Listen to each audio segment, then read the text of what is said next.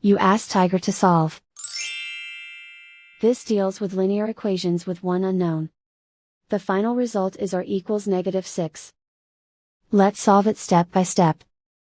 Simplify the expression. Expand the parentheses. Simplify the arithmetic. Group all r terms on the left side of the equation. Subtract 8r from both sides. Group like terms. Simplify the arithmetic. Group like terms. Simplify the arithmetic. Group all constants on the right side of the equation.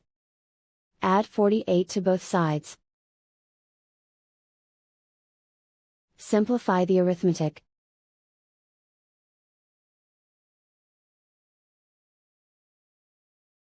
Isolate the r.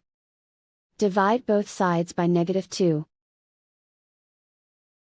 Cancel out the negatives. Simplify the fraction. Move the negative sign from the denominator to the numerator. Find the greatest common factor of the numerator and denominator. Factor out and cancel the greatest common factor. And so the final result is r equals -6.